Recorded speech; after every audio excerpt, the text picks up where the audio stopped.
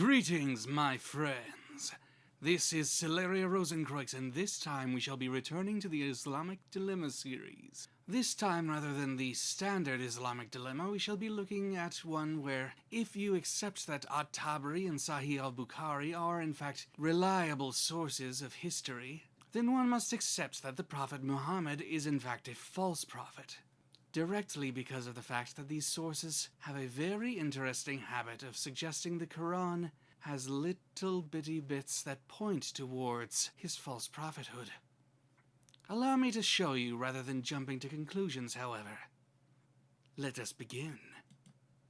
First we shall start at 567, which reads, O Messenger, announce that which has been revealed to you from your Lord, and if you do not, then you have not conveyed his message, and Allah will protect you from the people. Both if you do not, then you have not conveyed his message, and Allah will protect you from the people, are in fact very important lines. The second can be looked at as a prophecy contingent on the first, or, at the very least, as a promise of Allah which should not be able to be broken, assuming that he is, in fact, a proper prophet. We move on to Sahih Al-Bukhari 26:17, where it says, a Jewess brought a poisoned cooked sheep for the Prophet, who ate from it. She was brought to the Prophet, and he was asked, shall we kill her? He said, no. I continued to see the effect of the poison on the palate of the mouth of Allah's Messenger. So, this is somewhat ambiguous. You could look at it as Allah actually protecting the Prophet from people, if, in fact, you didn't have extra context. See, that continuing effect from the poison is something that will become very obviously damning of him later on, for it makes this seem very, very clearly to be a prophetic prediction of Muhammad's death. Surah 69:44 through 47 read, and if the messenger were to invent any sayings in our name, we should certainly seize him by the right hand and then sever his aorta, and there is no one of you who could prevent us from him. Clearly, this means if Muhammad is saying something that is not coming from Allah and claiming that it actually is, he will therefore have his aorta severed. Allah will take vengeance upon him. We see, in fact, that this is, at the very least, what Muhammad thought was occurring when he died.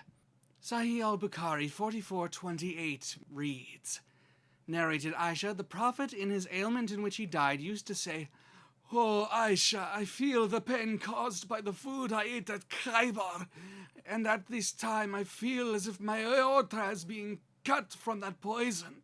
This, at the very least, even if it's not a proper medical diagnosis, is an admission on his part that he is a false prophet, because he would not in fact come to this conclusion if he had not in fact invented sayings about Allah which he had not authorized, attributing things that are his words to Allah.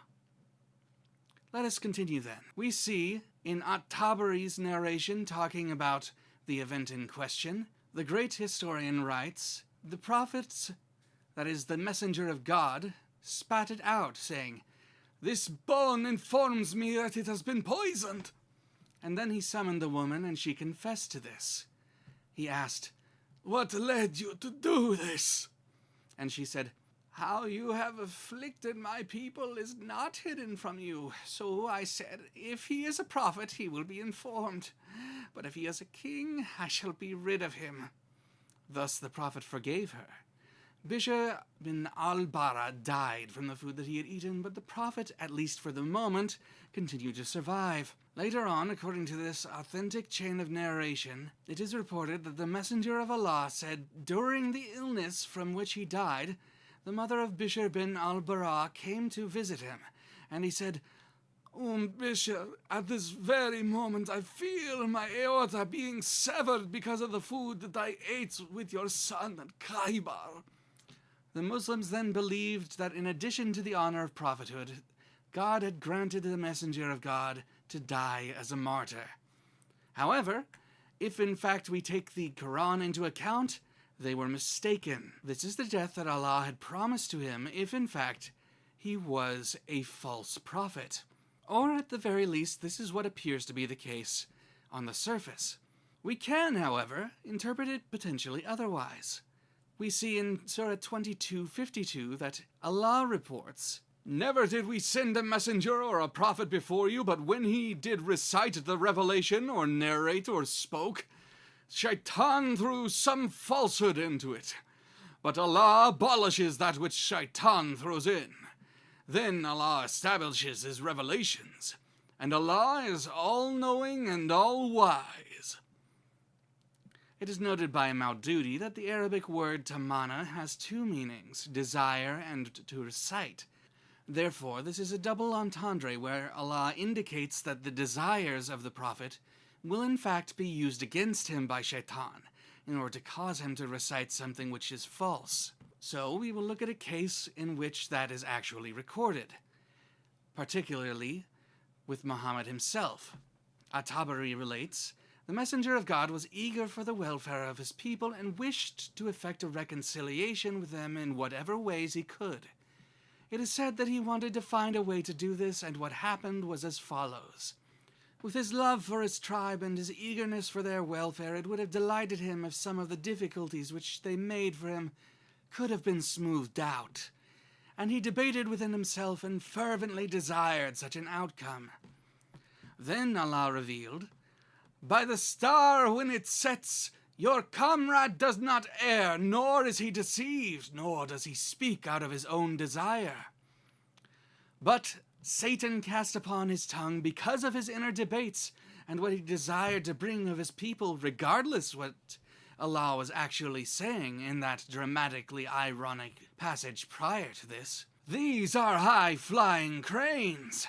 Verily their intercession is to be accepted with approval,' referring to Alat, Al-Uzza, and Manat, goddesses of the local Quraysh, so that when the Quraysh heard this, they rejoiced and were happy and delighted in the way that he spoke of their gods, and they listened to him, while the Muslims were completely trusting in the Prophet in respect to the messages which he had brought supposedly from Allah, and did not suspect him of error, illusion, or mistake.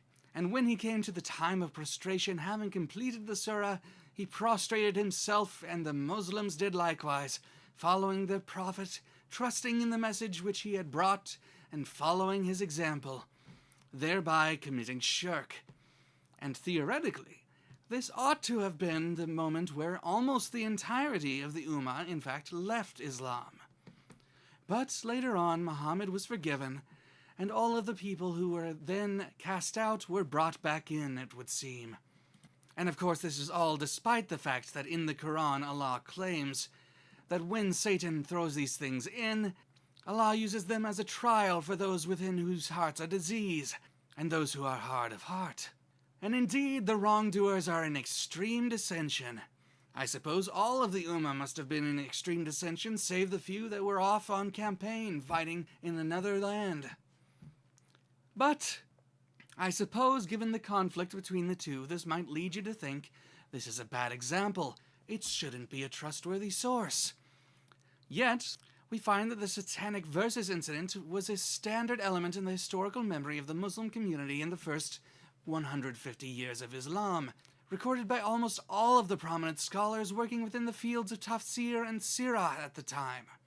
We have repeatedly dated the reports of the Satanic Verses incident to the late 1st and 2nd centuries, the earliest period of systematic collection and organization of historical memory materials in the Muslim community. The Satanic Verses were being transmitted by almost every important intellectual center in the Dar al-Islam. The Satanic Verses incident is narrated in numerous reports, and the indications are that the incident formed a fairly standard element in historical memory of the early Muslim community regarding the life of its founder. It wasn't controversial. This was recorded as simply normal and acceptable, despite the fact that it makes you question the integrity of the Quran. So, having understood that, let us continue. Allah claims that he abolishes that which Shaitan throws in. This is why you don't find the "they are high-flying cranes" line in the Quran later on. So you would think this means that there's no actual possibility that Satan would have corrupted the Quran and added in those prophecies about Muhammad's death. Therefore, it would seem that the prophecies of Muhammad's death and his abandonment, that we saw earlier must in fact be part of Allah's plan from the beginning, if we assume that Allah in fact knows all and is all-wise, as this ayah suggests. Given that is the case, and the fact that he claims that he will guard the Quran from all corruption, especially because the Quran is supposed to be the eternal speech of Allah, we shouldn't find any case where the feelings and desires of Muhammad actually influenced what was revealed therein. But of course there are problems with this.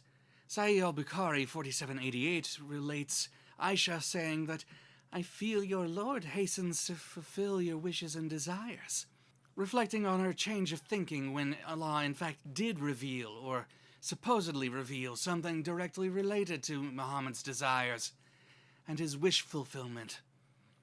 We see this in other places as well, even in the Quran itself, such as in 2:144, where it says, "We have certainly seen you turning your face to the heavens, O Muhammad, and we will surely turn you to a Qibla with which you will be pleased.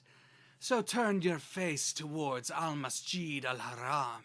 Elsewhere we see in 33:37, "And remember, O Muhammad, when you said to the one on whom Allah bestowed favor and you bestowed favor, 'Keep your wife and fear Allah,' while you concealed within yourself that which Allah is to disclose, and you feared the people, while Allah has more right that you fear him.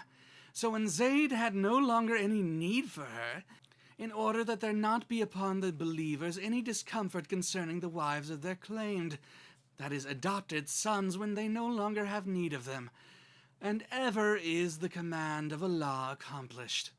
And in Sahih al-Bukhari 4990, we also see cases where the supposedly eternal word of Allah is changed based on discomfort or based on lack in the original revelation, as seen here in Sahih al-Bukhari 4990, which relates, "And at that time Amr bin Maktoum, the blind man, was sitting behind the Prophet. He said, 'O Allah's Apostle, what is your order for me as regards the verse, as I am a blind man?' So instead of the above verse, the following verse was revealed instead. 'Not equal are those believers who sit at home, except those who are disabled by injury or blind or lame, and so on, and those who strive and fight in the cause of Allah.' Furthermore, Allah then tries to defend this sort of nonsense, which apparently happened quite a bit, as it's stated in 16:101, "And when we change a verse of the Quran in place of another, and Allah always knows best what he sends down, they, the disbelievers, say, 'You, O Muhammad, are but a muftari,' that is, a forger, a liar. Nay, but most of them know not." Mind you, this means that some of them do know that to be true, implicitly. It's very strange that Allah would admit that and stick that in the Quran, but we'll take him at his word. So then, let us take into consideration what we have read so far. Allah says, "If you do not reveal everything that has come to you from your Lord, then you have not conveyed his message." Implicitly, this should also mean specifically revealing things that don't come from Allah as well, which is included in his other warning. And attendant to this is a promise from Allah that he will protect Muhammad from the people. But, as we saw in At-Tabari's relation of exactly how Muhammad died, despite the fact that he was claimed to be a martyr, he was killed by another person, and by his aorta being severed. These would both indicate that if the Quran is to be believed, Allah was purposefully killing him, allowing him to be killed for being a false prophet. Given in fact that we are forced to accept he is a false prophet by this standard, because in fact he fulfilled the exact description of how he would die according to Allah if he was a false prophet, we are forced to accept that he is actually a false prophet. Given that is the case, the question then becomes whether or not Allah is all-powerful as he claims to be.